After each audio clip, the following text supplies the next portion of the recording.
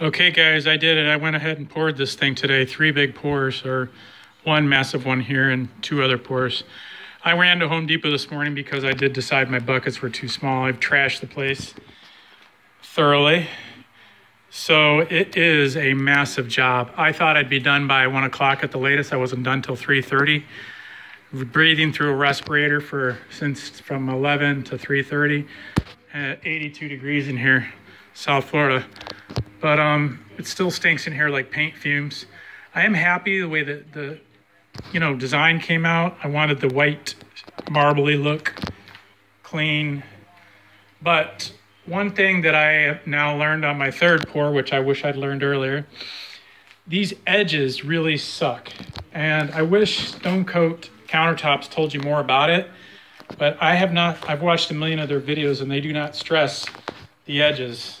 I still see that damn laminate through there, and despite using all of the pigment, that pigment, in my opinion, sucks because they imply that it's really powerful, and it's not. I used an entire bottle, cut it open, scraped it clean on a 120-ounce pour, and it did not color at all enough to hide the counter edge. So these edges, I did round that edge, as you can see, and that helped on the top side, but you can see how thin it is, and you still see the textured, cheap laminate, and you see right through it. To me, that's the only thing that sucks about this job right now. And I'm kind of pissed because they gave me what I thought was kind of weak advice. They had me tint the Bare Prime primer gray, even though I bought it ultra white because I wanted a white counter.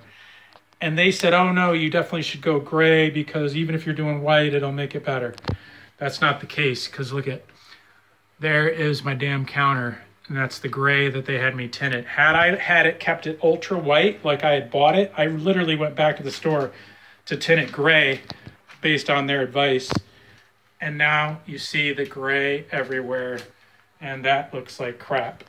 So I like the job other than this counter edge sucks. I'm glad I routed off the top edge, otherwise you'd see that black line, but now I'm still left with poor coverage.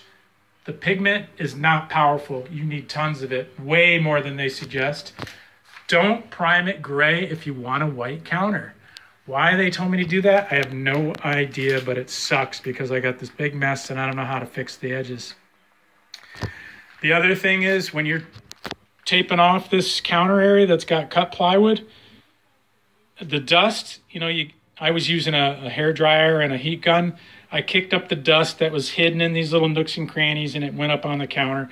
So I should have taped off from here down and trapped all that dust in there. That's another tip. And then I've got a few dog hairs, so you got to vacuum your brains out. I wouldn't let the dog in the kitchen area for a while.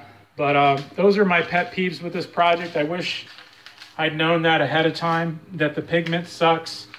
And the edge, I would have epoxied these edges in 2 coats of white with a lot of pigment twice with epoxy white, twice before I did the main pour. That would have fixed it. The thing would have came out looking like solid marble.